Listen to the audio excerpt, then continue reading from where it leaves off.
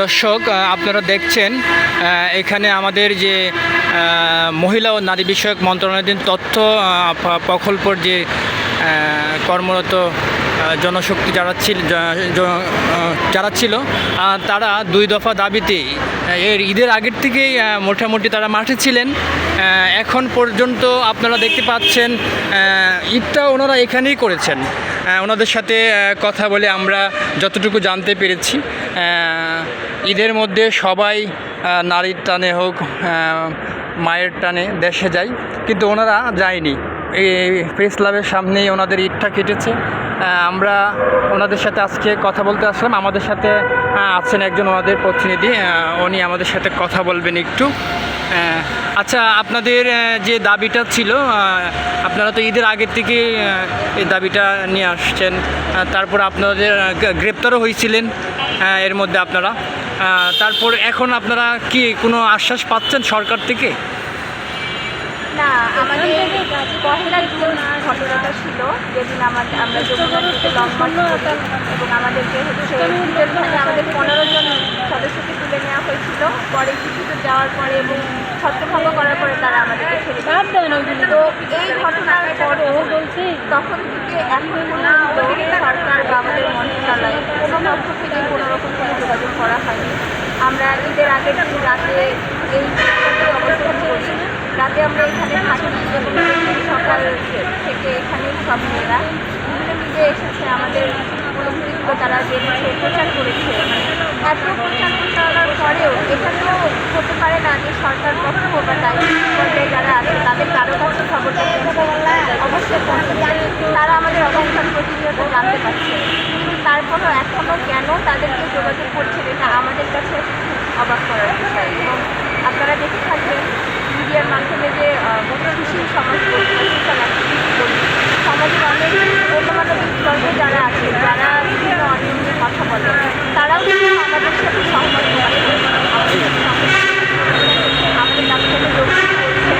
এবং তাদের মধ্যে অনেকে এটা জন্য অবাক যে দেশে আসে, অথচ সরকার পক্ষ আমরা লাগাতার অবস্থান কর্মসূচি চালিয়ে যাচ্ছি। আর করে মেয়েগুলোর কী অবস্থা, আমাদের হসপিটালেও ভর্তি করা হয়েছিল, একটু খোঁজ নেওয়া কোনো জিনিস আমরা খেতে পারছি না। তাহলে আপনারা দাবি না আদায় হওয়া পর্যন্ত আপনারা মাঠ ছাড়ছেন না? কারণ এটা আমাদের যৌক্তিক দাবি। আমাদের ছিল রাজস্বের কথা, আমাদেরকে প্রতিনিয়ত আশ্বাস দিয়ে টার্গেট পূরণ করানো হয়েছে রাজস্বের কথা বলে। এবং আমাদের অফিসিয়াল কাগজপত্রে যারা আপনারা দেখবেন প্রত্যেকটাতেই বোঝা যায় যে রাজস্ব সেভাবেই তৈরি করা ছিল। কিন্তু আজকে এই থার্ড ফেজ আউটসোর্সিং করার জন্য আমাদেরকে বাদ দিয়ে তারা আউটসোর্সিংয়ে কীভাবে থার্ড ফেজটা আনা যায় সেটা নিয়ে বেশি ব্যতিব্যস্ত, মালপত্র নিয়ে ব্যতিব্যস্ত এবং পরবর্তী প্ল্যানিং নিয়ে ব্যতিব্যস্ত। এই যে জনগণ যারা এই 7টা বছর পরিশ্রম করলো, যাদের ঘামের শ্রমে এই প্রজেক্টের সফলতার ভিত্তিতে দ্বিতীয় পর্যায়ে সফলতার ভিত্তিতে তৃতীয় পর্যায়ে আসছে, সেই জনগণের বিষয়ে কোথাও কিছু বলে না।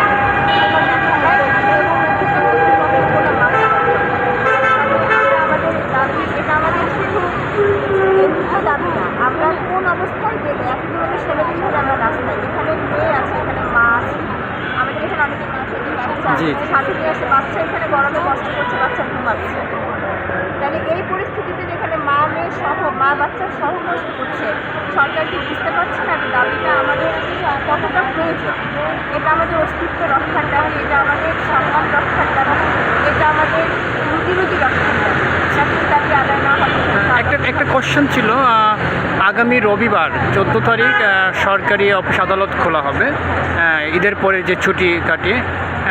তো আপনাদের এর মধ্যে কোনো কর্মসূচি আছে আপনাদের? আমরা তো কর্মসূচিতে অবশ্যই যেতে হবে, তো আমরা সেটা এখনই আসলে প্রকাশ করতে চাচ্ছি না।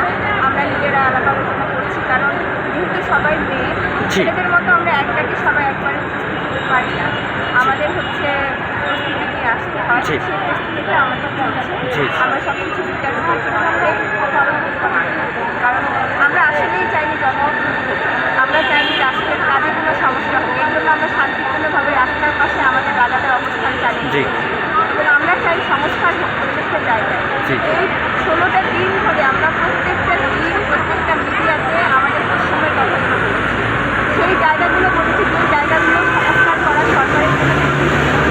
তারপরে যদি তারা ধর্মঘট না করেন, আমরা বাধ্যতামূলক হয়তো বা কঠোর কোনো পদক্ষেপ নেব। ধন্যবাদ আপু। দর্শক, আপনারা তো শুনতেছিলেন, আজকে 16 দিন চলছে ওনাদের লাগাতার যে কর্মসূচি, কিন্তু এখন পর্যন্ত ওনারা অন্তর্বর্তীকালীন সরকারের পক্ষ থেকে কোনো মানে আশা পায়নি। তারা ঈদটাও এখানে কাটিয়েছেন।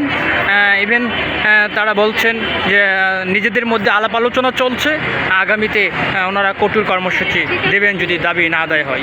এটাও ওনারা বলছেন যে আমরা চাই জনগণ দুর্ভোগে পড়ুক, সেটা আমরা চাই না।